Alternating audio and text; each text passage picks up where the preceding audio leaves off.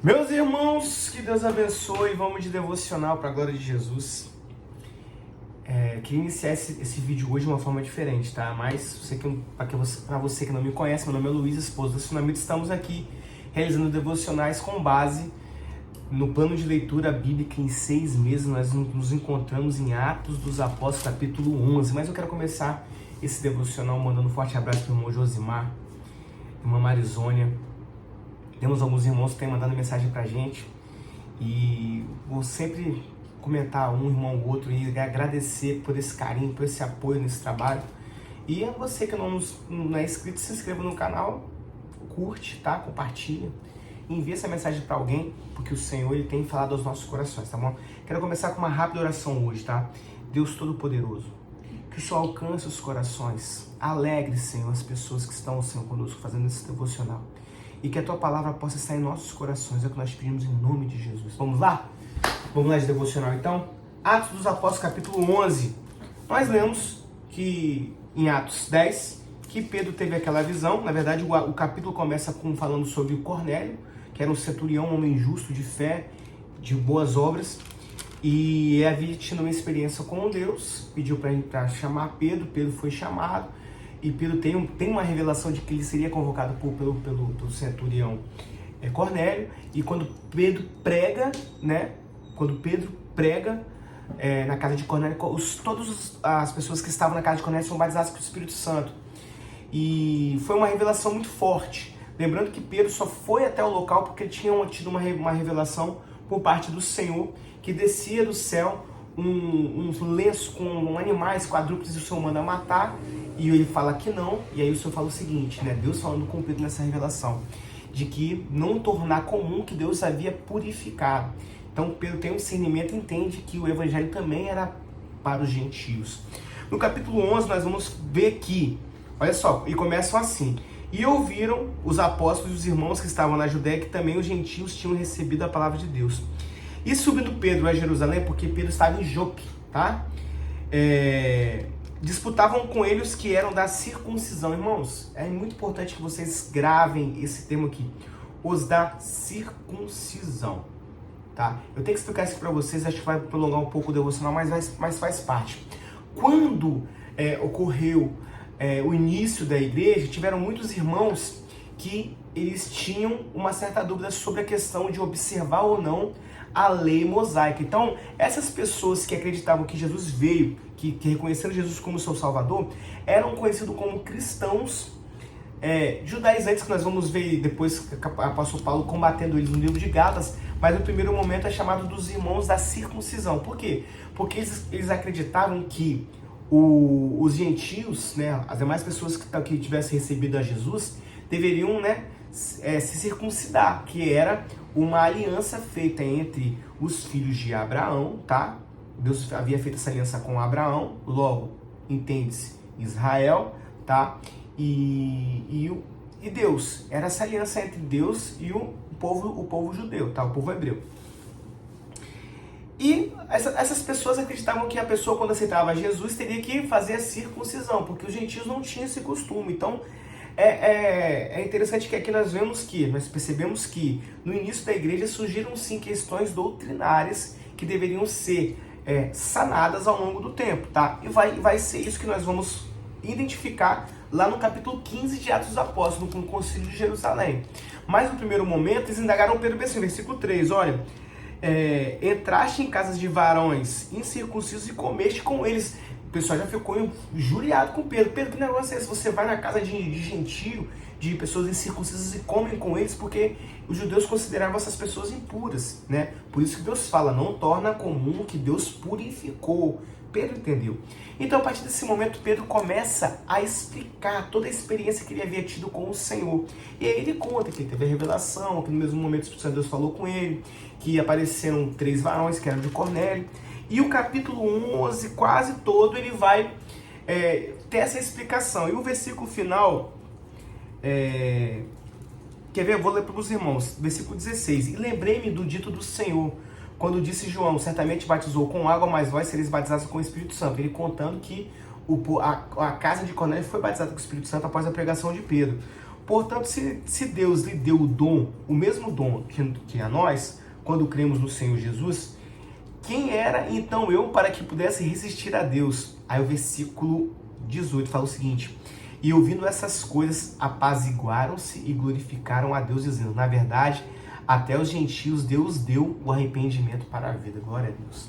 Eles começaram a entender que o evangelho não era só para os judeus, que Jesus não vinha apenas como rei dos judeus, mas sim como rei dos reis, rei de toda a humanidade. Começaram a entender e eles se acalmaram, eles ficaram bem bravos, tá, irmãos? Ficaram bem nervosos com essa situação, tá? Mas Deus, ele é fiel.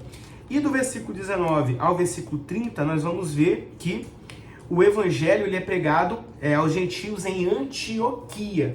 Então, o versículo 19 fala o seguinte: e os que foram dispersos pela perseguição que sucedeu por causa de Estevão, lembra lá atrás que após a morte de Estevão, Saulo começou a perseguir e houve uma dispersão dos irmãos? Então, é dessa dispersão aqui, dos crentes que foram dispersos, que Lucas está comentando. É interessante que eu acho que eu não comentei no capítulo 1 de Atos. Foi quem que fez o capítulo 1 de Atos? O livro de Atos, irmãos, mas eu comento aqui agora. O livro de Atos foi escrito pelo médico Lucas, tá? Foi ele que escreveu. Então, Lucas relata aqui que após essa perseguição, eu vou ler para os irmãos, 19. E aos que foram dispersos pela perseguição que sucedeu por causa de Estevão, caminharam até a Fenícia, Chipre e Antioquia, não anunciando a ninguém a palavra, senão somente aos judeus. Percebem que existia sim uma questão aí. E havia entre eles alguns irmãos varão de Chipre e de Cirene, os quais, entrando em Antioquia, falaram aos gregos anunciando a Jesus. Ou seja, os que foram dispersos que estavam em Jerusalém só anunciaram Jesus aos judeus. Mas existiam alguns varões que começaram a anunciar em Antioquia aos gregos, anunciando o Senhor Jesus. E esses varões, a mão do Senhor era com eles, e grande número creu e se converteu. Ou seja, esses varões que estavam, que alguns varões de Chipre e de Cirene, eles entraram em Antioquia e começaram a pregar o evangelho aos gregos. E a partir daí o Senhor converteu muitas pessoas. E aí é interessante, essa fama ela chega aos apóstolos. O que os apóstolos falam? Olha só. E é bem assim, irmãos, é assim que acontece o evangelismo, que acontece quando surgem as igrejas. Lembrando que eu estou falando do surgimento natural de uma igreja, tá? E como é que acontece? Alguma pessoa vai lá, faz um culto no ar livre, aí Deus converte uma pessoa, essa pessoa começa a fazer o culto no lar, e aí vai se agregando irmãos, e aí esse irmão tem que ter um auxílio do ministério, o ministério envia, e foi isso que aconteceu, o ministério envia obreiros para ajudar a discipular esses irmãos, e foi isso que aconteceu. E chegou a fama dessas coisas aos ouvidos da igreja que estava em Jerusalém, e enviaram Barnabé até Antioquia, o qual, quando chegou e viu a graça de Deus, se alegrou e exortou a todos que com firmeza de coração permanecessem no Senhor. Porque Barnabé, ele era um homem cheio do Espírito Santo, fé e homem de bem. E muita gente se uniu ao Senhor, que coisa linda. Então está aqui o surgimento da igreja em Antioquia. O que Barnabé faz? Barnabé sai, vai para Tarso, porque Saulo estava sendo perseguido. Ele busca Saulo e, achando, conduziu para Antioquia.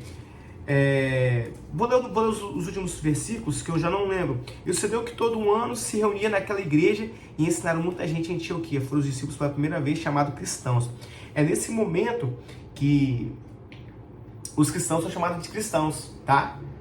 Porque eles pregavam a Cristo, tá? Por isso cristão. E naqueles dias desceram profetas de Jerusalém para Antioquia, e levando-se um deles. E aqui vamos encerrar.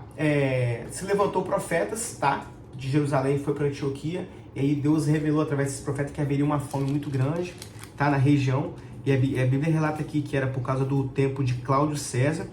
Então ficou ordenado que as demais igrejas ajudassem, tá? Os irmãos das outras igrejas que estavam passando necessidade com fome. No caso aqui, a igreja de Jerusalém, tá? Os irmãos que habitavam na Judéia, tá bom? Na Judéia. E o que eles com efeito fizeram, enviaram aos anciãos por mão de Barnabé e de Saulo. Glória a Deus. Aqui nós estamos vendo aqui o início da igreja de Antioquia, o início da pregação também em Antioquia e o início da igreja do evangelho alcançando corações que não eram judeus, tá bom? Para a glória de Jesus, capítulo 11, entregue para a glória de Jesus.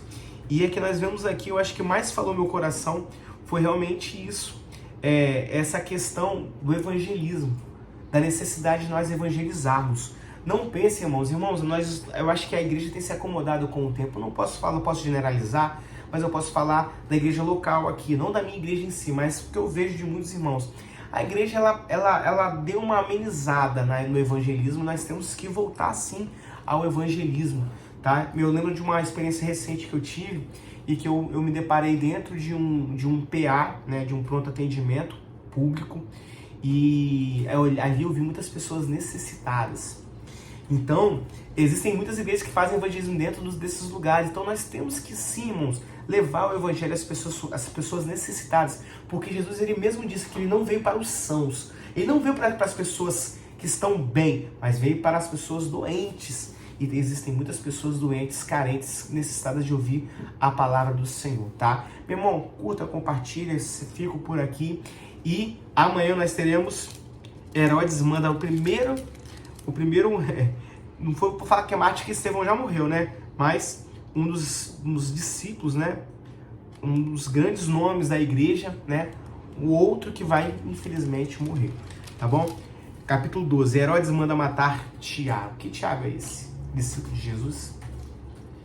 Infelizmente ele morre. É um dos primeiros também mártires, também, junto com Estevão, dessa palavra, dessas boas novas que alcançou o meu e o seu coração.